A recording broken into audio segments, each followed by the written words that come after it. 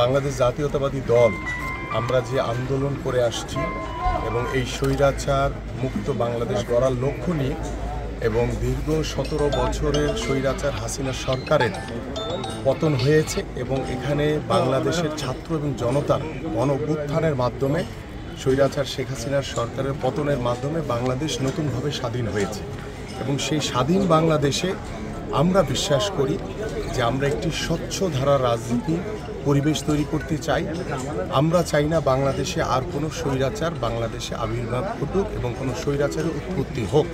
সেই লক্ষ্য নিয়ে বাংলাদেশ জাতীয়তাবাদী দল বিএনপির ভারপ্রাপ্ত চেয়ারম্যান দেশনায়ক তারেক রহমানের নির্দেশনায় আমরা ডে 1 থেকেই আমরা চেষ্টা করছি, যেখানে চাঁদাবাজির কথা শুনছি, যেখানে দখলদারির কথা শুনছি, যেখানে লুটতরাজের কথা শুনছি, সেখানে আমরা সশরীরে যাওয়ার চেষ্টা করছি এবং আমাদের প্রত্যেকটি থানায় নেতাকর্মীদের ওয়ার্ডে নেতাকর্মীদের নির্দেশনা দেওয়া হয়েছে যে এই ধরনের কোনো চাঁদাবাজি বাংলাদেশে আর হবে না, কোনো দখলদারি চলবে না, জুলুম নির্যাতন চলবে না। সেই লক্ষ্য নিয়ে দুষ্কৃতিকারীরা কিছু নব্য বিএনপি আমি দেখছি যারা এই ধরনের বিএনপির নাম ব্যবহার করে তারা বিএনপিকে বদনাম করার জন্য আওয়ামী কিছু নব্য বিএনপিতে তৈরি হয়েছে। এই লোকগুলি এই ধরনের চাঁদাবাজি লুটতরাজ বিশৃঙ্খলা করছে এবং তারই ধারাবাহিকতায় আমরা গতকাল একটি জাতীয় দৈনিকে একটি দেখলাম যে বিএনপির নাম ব্যবহার করে, এবং আমি যেই জায়গাটিতে দাঁড়িয়ে আছি এখানে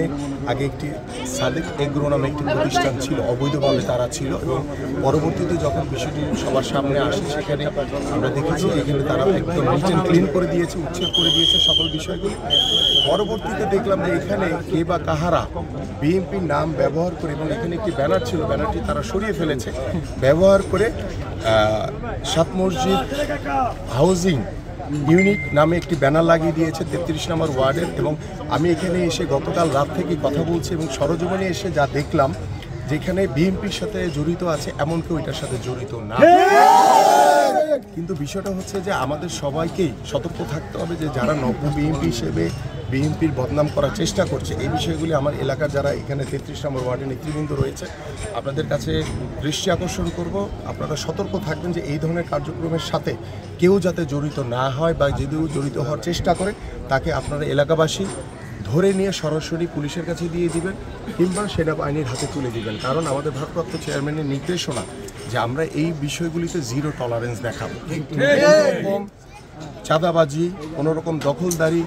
কোনোরকম লুটতরাজ বাংলাদেশের মাটিতে আর যাতে কোনোদিন না হয়।